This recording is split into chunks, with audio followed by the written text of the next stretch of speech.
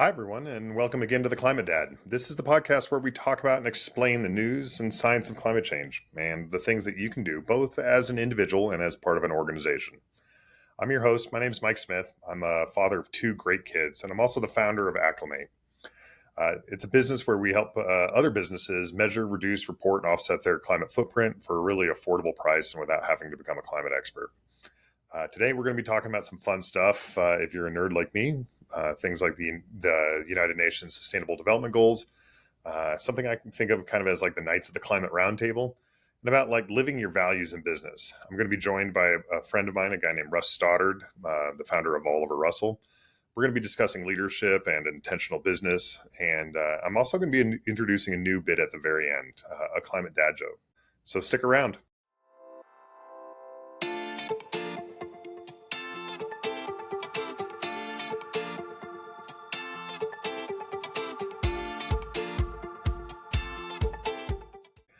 I wanted to start today talking about something that many of you may have heard of before, but maybe some of you don't know much about. And for those of it you do know about it, maybe don't feel super connected to it.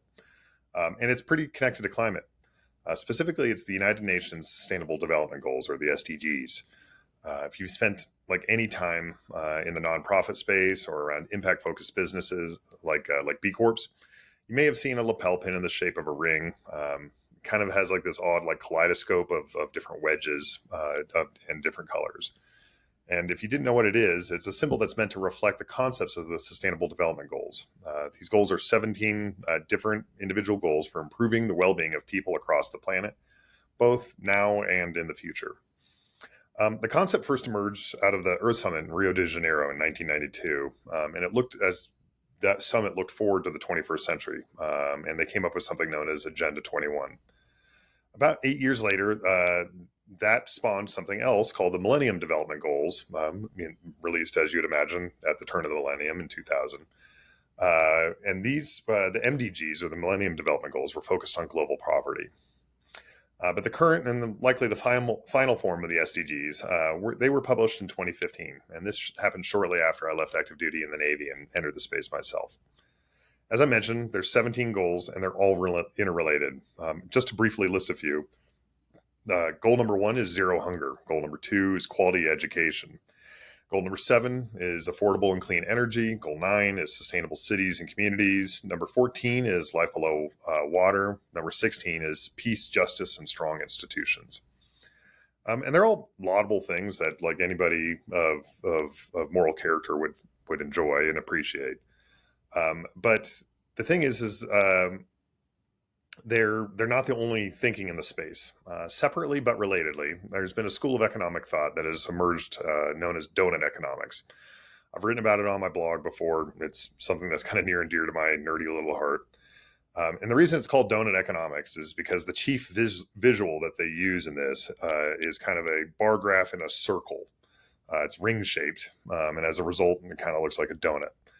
But the general concept is this, that there's a floor of minimum standards that every human on the planet is entitled to, human rights, if you will, and an environmental ceiling beyond which the planet just cannot indefinitely sustain us. And in between those two extremes is this happy medium on which we need to build our civilization. The thing is, you'll also often have people that will try to give you a false choice, that to have economic progress, we must sacrifice our environment, or that we must choose between preserving the environment or helping people. And I call that a false choice because bluntly it is. When you look at where we are, the facts make it clear. We are failing to provide for people, both here in the United States and elsewhere, and we are exceeding the environmental carrying capacity of the planet. We are neither taking care of the environment nor taking care of people currently. And taken to its logical conclusion in that false choice vein of thought is that we end up with a Malthusian crash. We will continue to outstrip the resources of the planet until they are gone, and it's just not the way it is. Doing something like that will cause us to compete for all the last little scraps. But the reality of our situation is that our world is enough. It's enough to both give people lives of meaning and to preserve our environment. As an example, we'll often hear about how farms need to grow more and more food to feed a hungry planet. And, like, duh, that's obvious. It's true. Civilization rests upon a bedrock of agriculture. We have to feed the people. But the larger point is false, which is we already grow enough food to feed everyone everywhere right now. Uh, for example, here in the United States, we waste about 40% of our food. We could feed, just if we didn't waste that food, another 220 million Americans at the level that we currently enjoy, just by not throwing food in the garbage.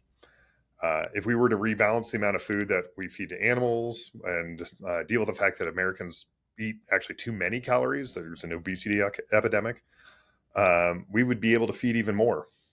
Add to that advances in agriculture, and we really don't need to clear additional land for farming. This world is enough. Even though people say we may need to do this to feed a hungry planet, we already have enough land in agriculture, if we maintain it, to do more than enough. And so, this is just one example of many, and everywhere you look, where people put these choices between protecting the environment and serving economic development, you'll find that the truth is that the world is not only enough, but that sacrificing the environment is usually unneeded, and maybe counterintuitively to kind of the prevailing narrative. By sacrificing the environment, we're not enabling human flourishing, we're harming it. We must protect the environment in order to help humans thrive. Now, let's not be Pollyanna about this or simplistic. This is not to say that the world must remain static or that individual environmental trade-offs might not need to be made. But it is to say that in aggregate, we must live within our means to truly succeed. And that is what the Sustainable Development Goals are all about. 17 interlocking goals about how to develop our world responsibly for the benefit of humanity and our environment.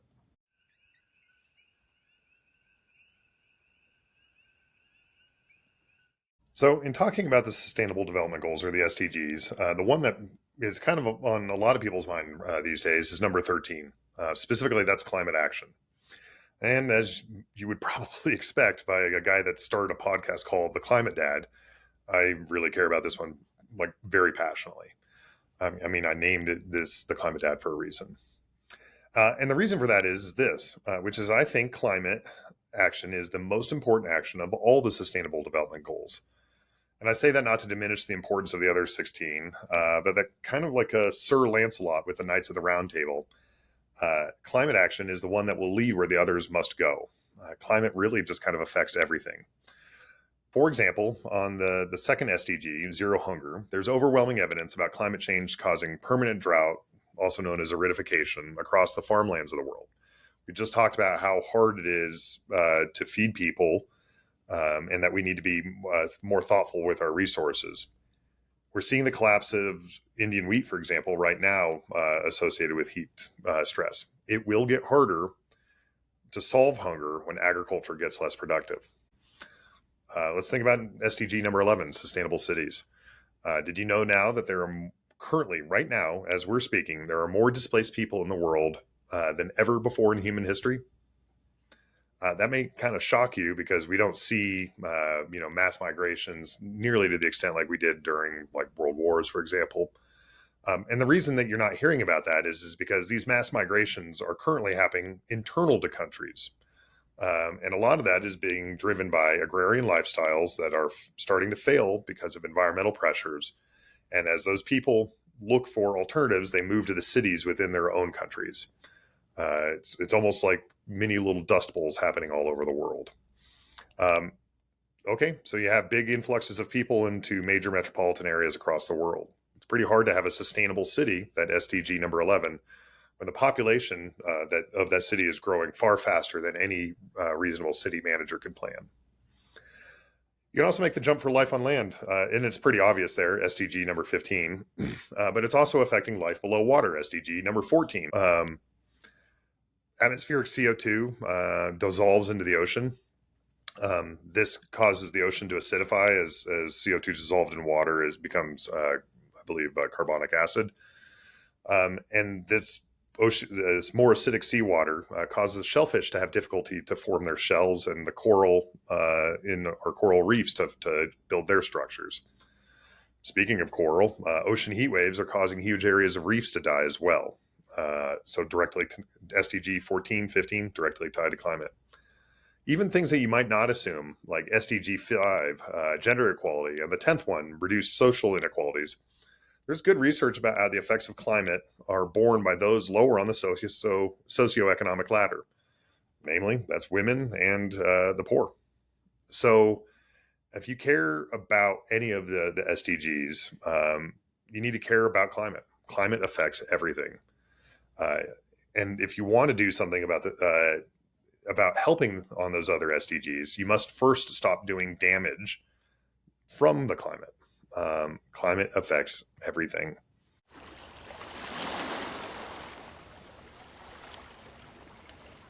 Do you appreciate what we're doing here at the Climate Dad? And do you wish others would learn more about climate too? Well, I got news for you. You can do something about it right now. Yes, right now, as you're listening to my voice. Just go to wherever you're listening to this podcast and do two things. One, please rate our podcast. It's a bonus if you'll leave a little comment about what you like and what we're doing. It can also be a negative review. I'm okay with that. I want to learn from how to do this better. But whatever you do, please go rate it right now. And then two, super easy. Everywhere you're listening to this podcast, there's the ability to share this podcast. Go ahead and share it with somebody you care about. It could be a family member. It could be a friend. If you really want to make me happy, put it on social media and tell everybody about how you love it. It costs absolutely nothing to do either of these and will help us all in some small way on helping us to make the future a little bit brighter.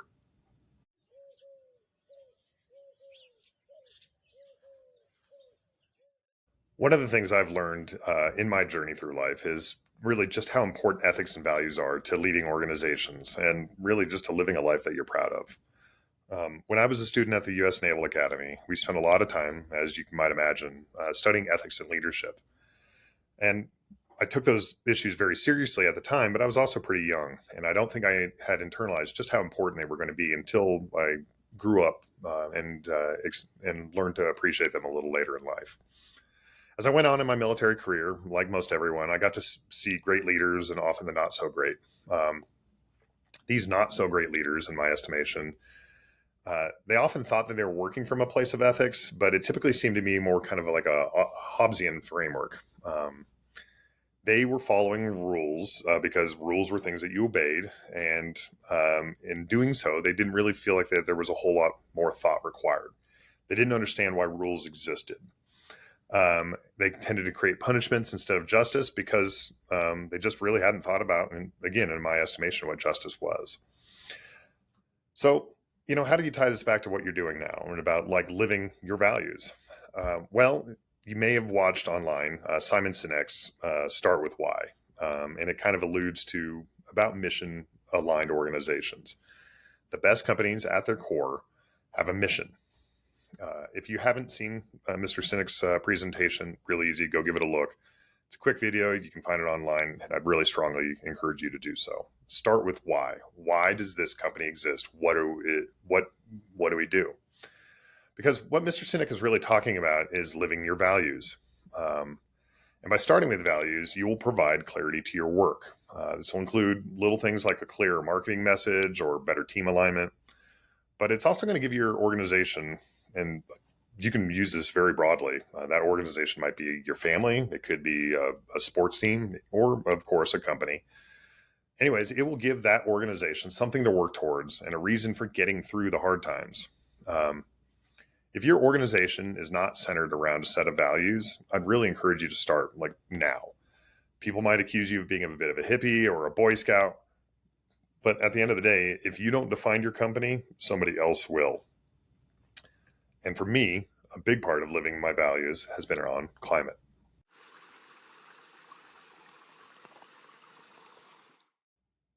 So how about you? Are you ready to live your values on climate and just don't know where to start? Well, we'd love to help you here at Acclimate, where we have the easiest, the most affordable solution for your business. We'll show you ways to reduce your carbon footprint, and we can get you on the path to net zero. It'll help you win new customers, keep the most valuable ones, attract and retain the talent that you need from the climate generation, and our Green Business Certification program will help you show your climate bona fides and win those certifications from B Corp, activism, the Green Business Benchmark, and more. If you mention the Climate Dad, you'll get a discount. Now, it's time to meet with today's guest. His name's Russ Stoddard. He's the founder of Oliver Russell and also Unit of Impact. He has been living his values for decades. And I really enjoyed thinking about how old-fashioned values are finding a resurgence. What's old is new again. And I think you'll enjoy listening to it too.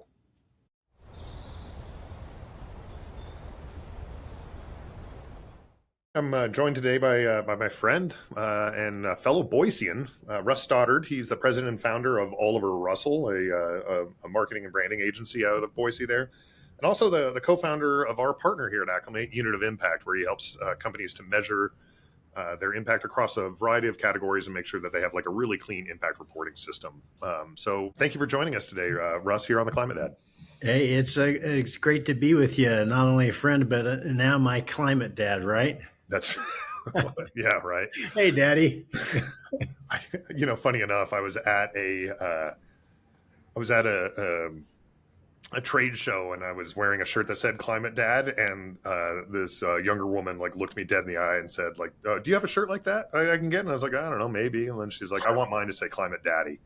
It got really uncomfortable.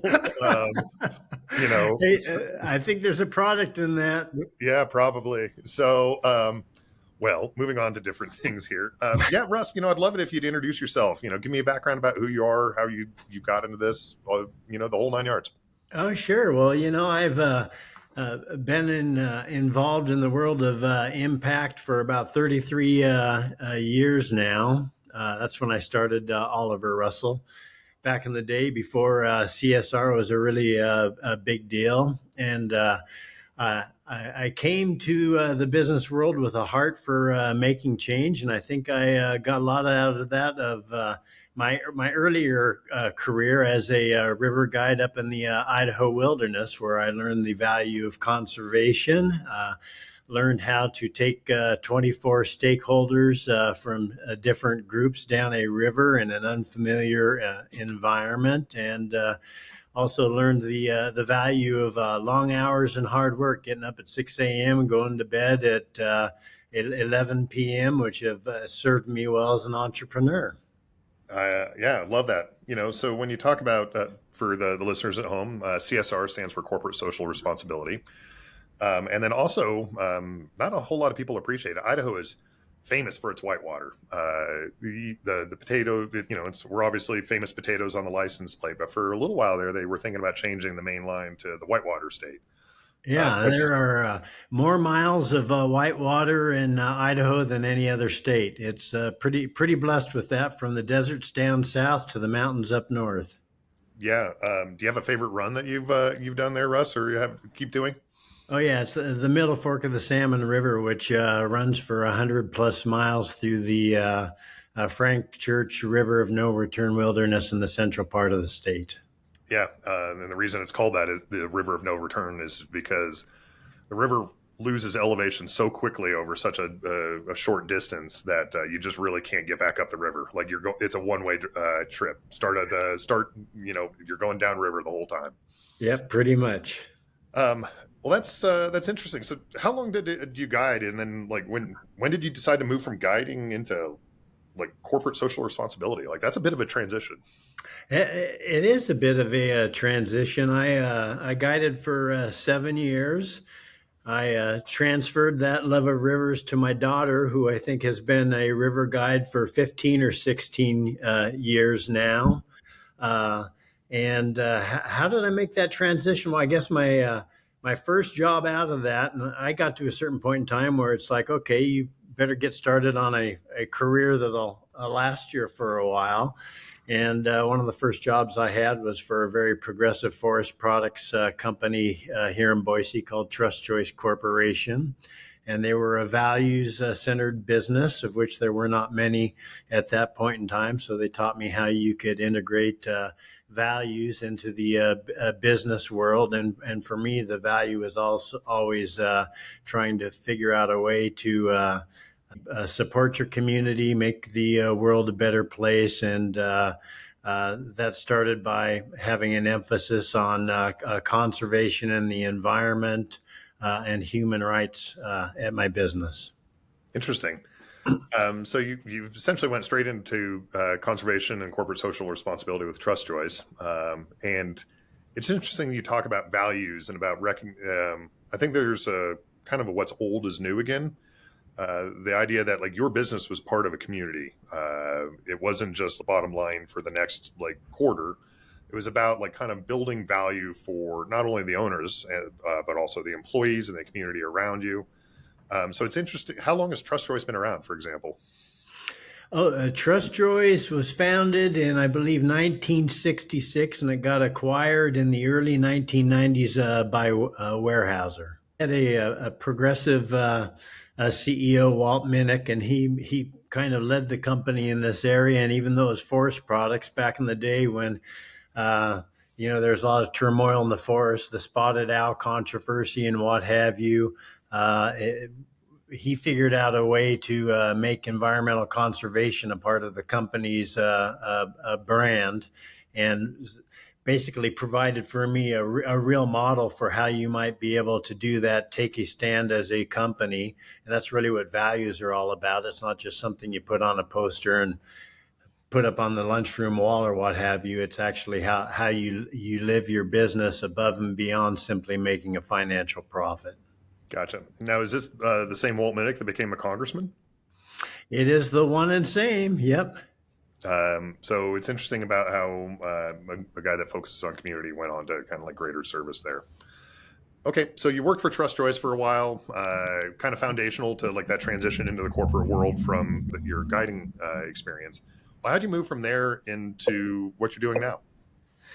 Oh, I think I just had the entrepreneurial itch. It wasn't the smartest of moves. I jumped overboard from Trust Choice without looking first. At the point in time, I also had a small outdoor store here in town with my then wife, and it was failing. We had a 4-year-old and we had a 4-month-old. I had just gotten on the stock option and bonus program for executives at Trust Choice, and I came home from a wedding in Portland and had a lot of time to think on that 8-hour drive, and announced to my wife when I got back from that wedding that I was quitting, and I went in on Monday and told Walt Minnick I was quitting, and I had it kind of all conjured up in my mind, a plan for how I could keep them as a client. And I laid it out for him, and I said, "What do you think?" And he said, "I don't know." And I went home to my wife, who had our 4-week old in her arms, and she said, "So what did Walt say?" And I said, "He said I don't know." And she looked at me and said, "You're shitting me." And long story short, everything worked out, but I was just like ready to start my own business. I see. And so that was Oliver Russell that you started? That was Oliver Russell, 1991. Okay. One of my favorite jokes about being an entrepreneur is that we don't do this because it's easy. We did it because we thought it would be. Um, um, so it sounds like you kind of had that, and your wife was maybe rightfully a little bit more skeptical. Walt too. Tell me about kind of the early experiences of your life at Oliver Russell. As I said, we started out with as a values-based business, and one of those core tenets was to be socially responsible. And when we do a new client pitch, I would always lead with that. And not many clients back then were accustomed to hearing a prospective agency talk about their values and their commitment to the community and what have you. And I'll never forget one prospective client that came in for a pitch, and then I heard Boise's a very small place, or certainly it was back in the early 90s. I heard after that the feedback. We didn't get them as a client, but the feedback was, really sharp agency, great ideas and everything, but boy, what a bunch of hippies. Yeah, I bet. Um, well, but you stayed with it. So, like, it sounds like initially it wasn't like always the biggest selling point, but you stayed with it. Why? It's in my heart.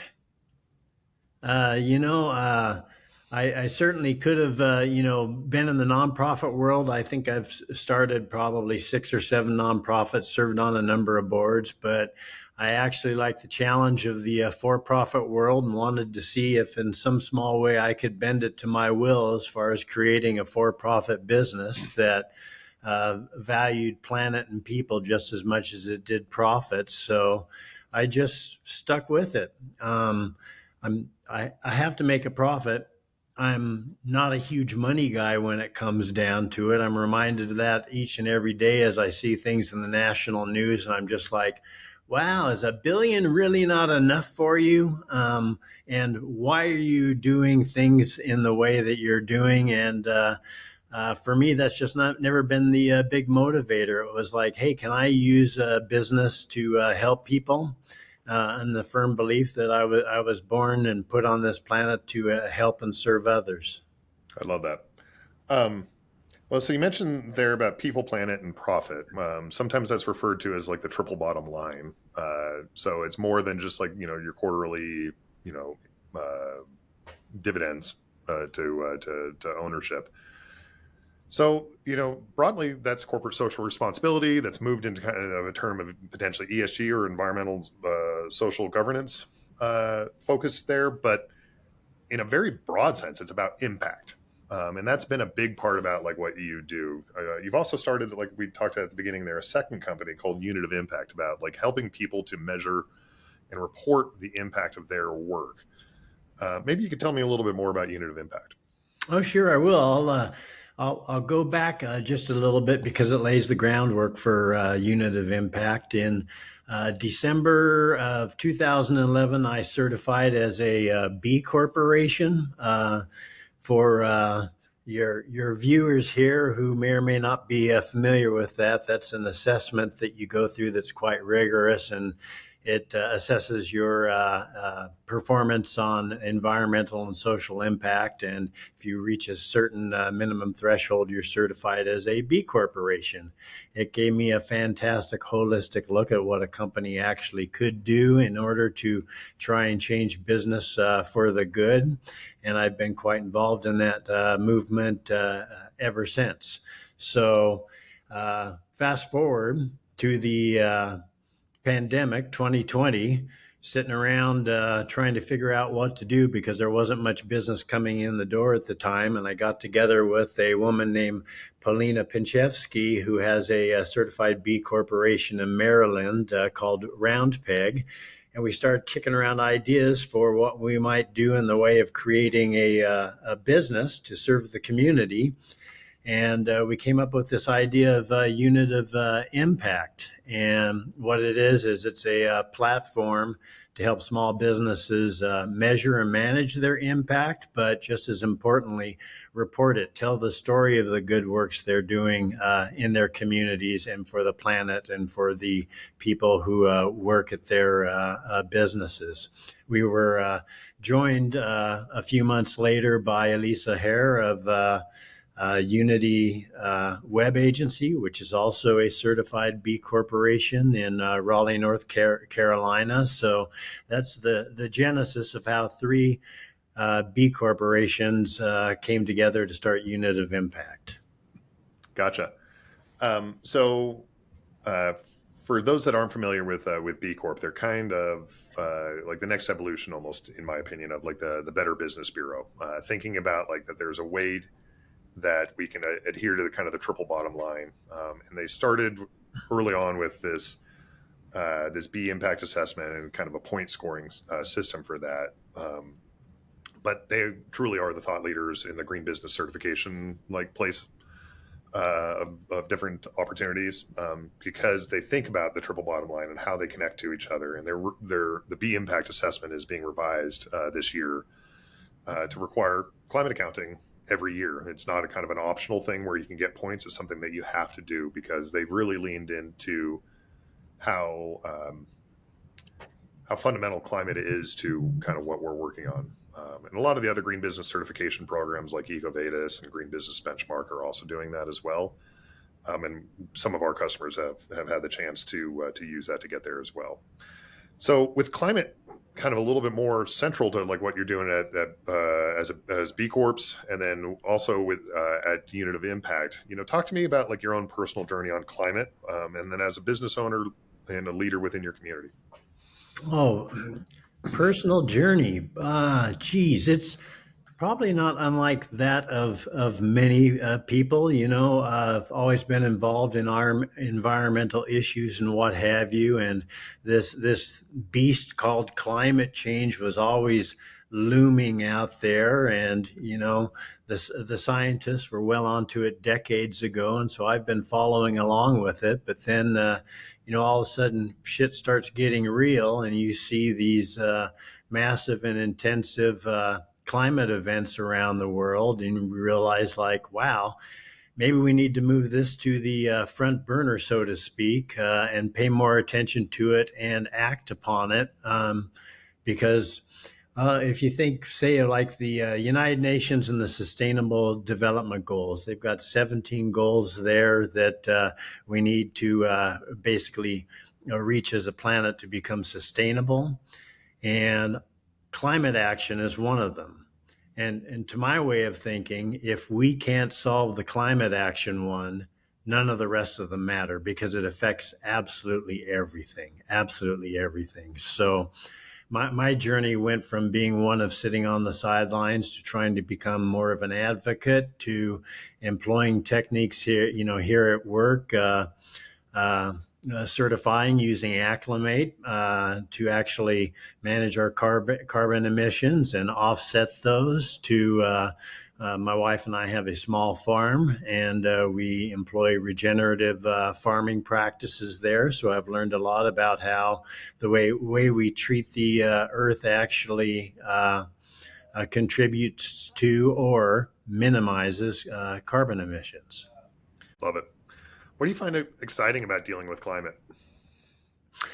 The people I get to work with on it. It's really the network of people who care and are actually integrating this into their personal lifestyles and into their companies as well. That's really the exciting thing, and actually feel as if at the end of the day, I'm doing what I'm able to, and hopeful that others will as well, recognizing full well that technology might play a role in some regards, but I don't think that Elon Musk is really suited to save the planet. And I also think that our governments need to play a role as far as regulations go. So it's like starting to see a lot of different pieces and parts come together. That's exciting.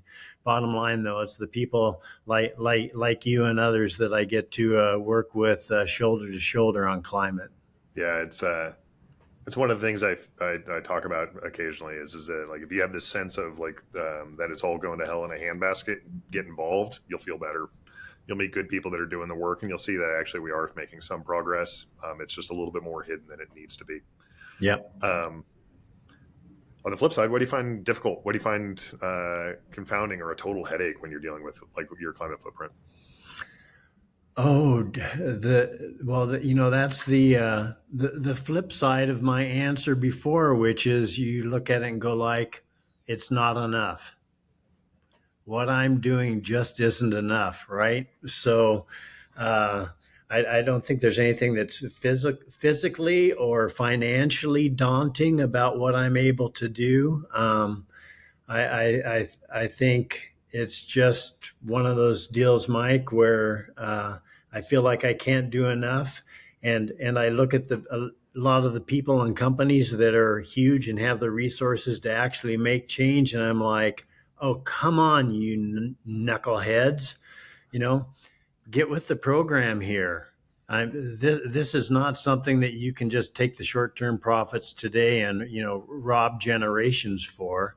So, like you have kids, I've got grandkids, and what have you. And I start looking at especially the grandkids. It's like, what the hell kind of a planet are we going to leave to them with climate refugees, civil unrest, just the pain of it all. So that's really what I find challenging is thinking about that sort of stuff and keeping a positive attitude on it. Yeah, that is a challenge. It's one of those things where even though we are making progress, success is also retreating from us about as fast as we're moving forward.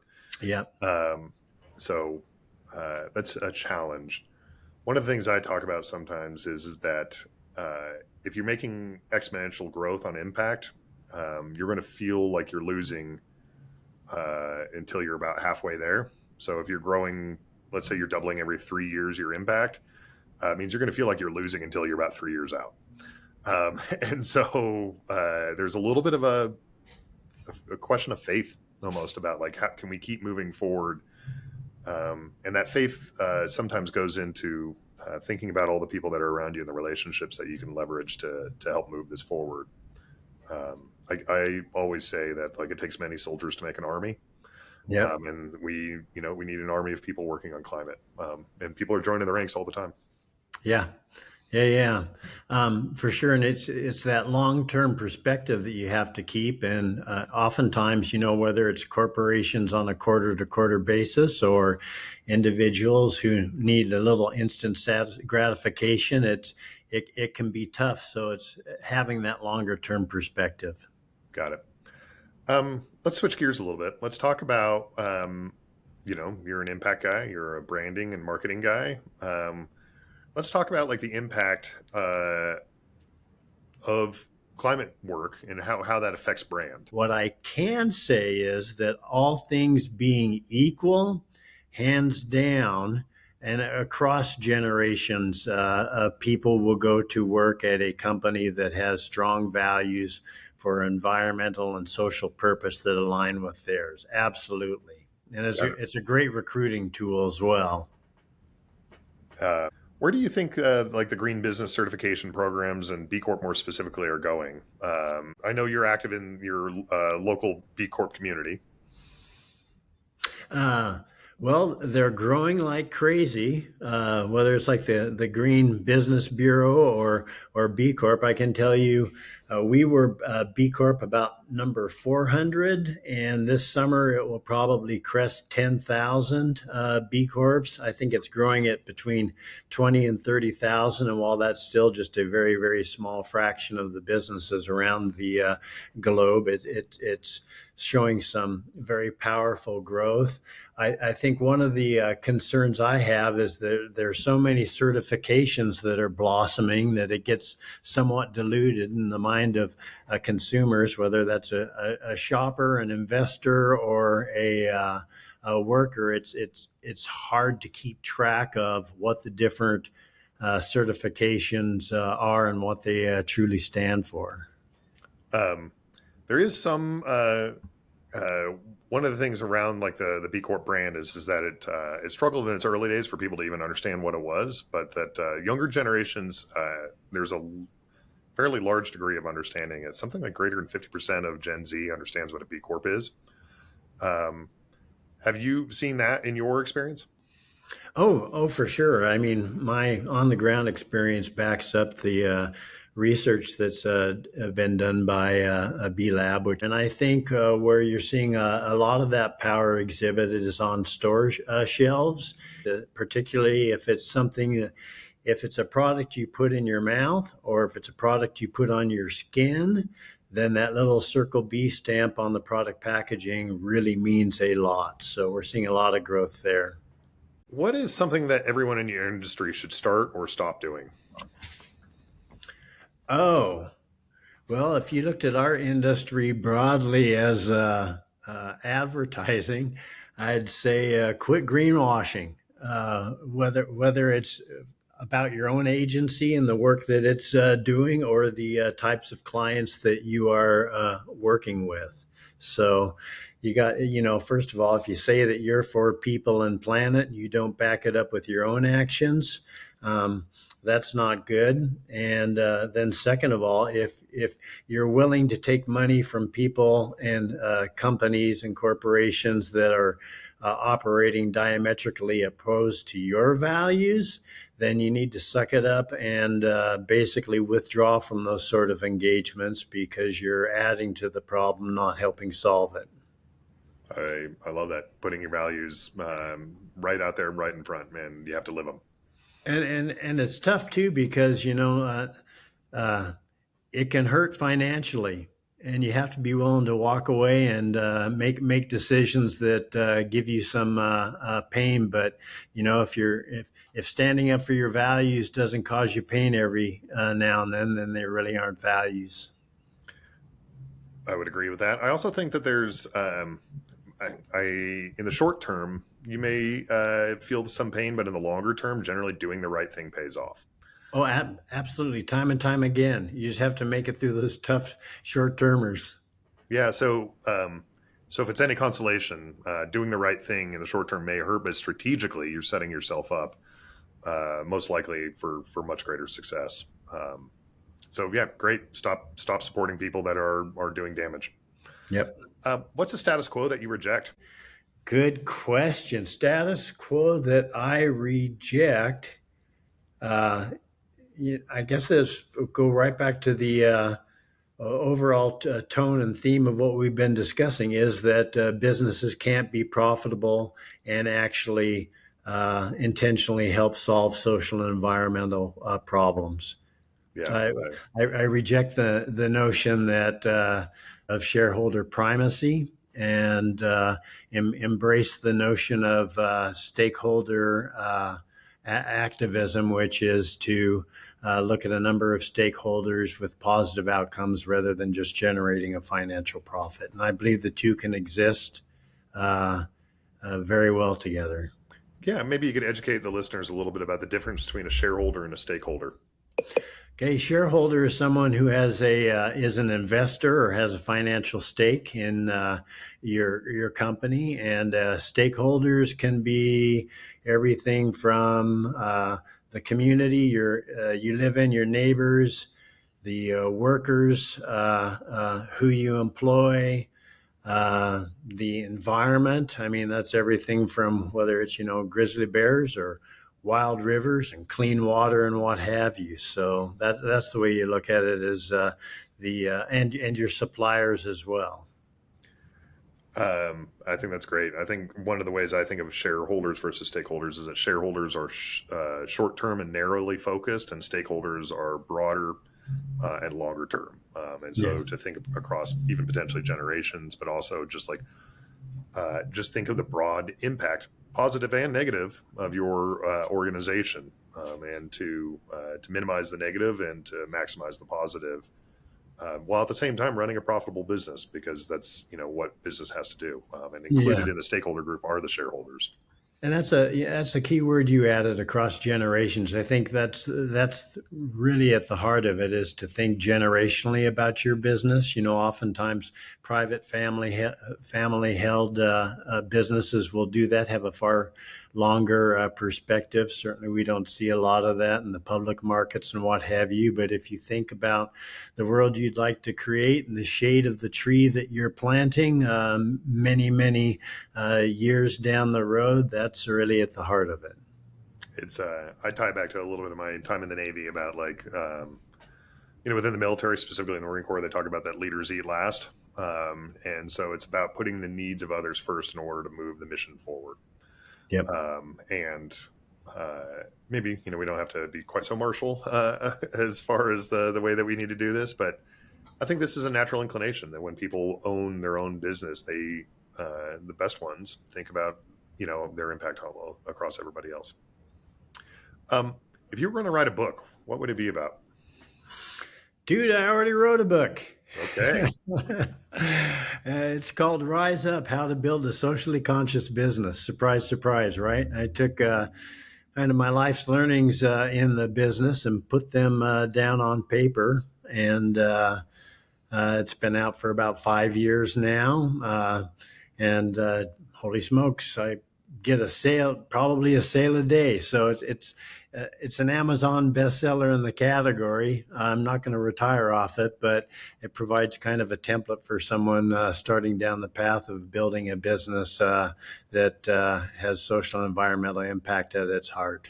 I love it. We'll put a link to that in the show notes. Other than Amazon, any other places you recommend buying it? Oh, you could buy it at Pal's Bookstore. in Portland, Oregon, which is one of my absolute favorite bookstores in the world.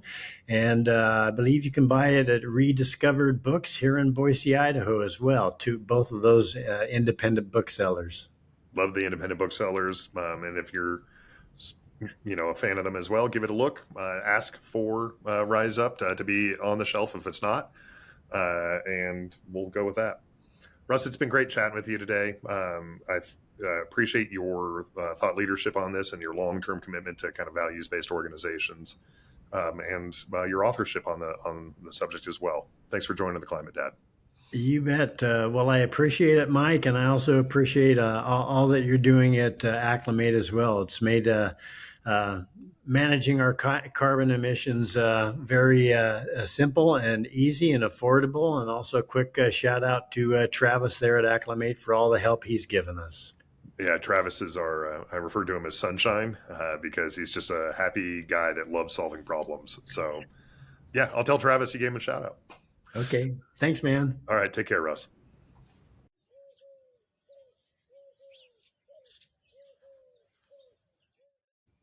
Russ is a man who lives his values on climate, and as a result, he's really actually found a lot of happiness. You just can't miss it when you talk to the guy. And I like that. Thanks again to Russ for joining me. Anyways, do you have a question that we should answer or a guest that we should interview? Go to acclimate.com and send us an email to theclimatedad@acclimate.com to submit a question or introduce us to a potential guest for the show. As always, Acclimate spelled ACLYMATE. If your business doesn't have a sustainability expert and needs help measuring, reducing, reporting, or offsetting your company's climate footprint, please reach out to my team here at Acclimate and we'll get you set up with the best, most affordable, and easiest climate solution. We'll be back next time with a breakdown of all things climate and with another guest. Make sure to subscribe to The Climate Dad where you get your podcasts and to share, like, and comment on social media. And now, here's your Climate Dad joke. What do you call a mathematical equation to solve climate change? An algorithm. I'll see you next time.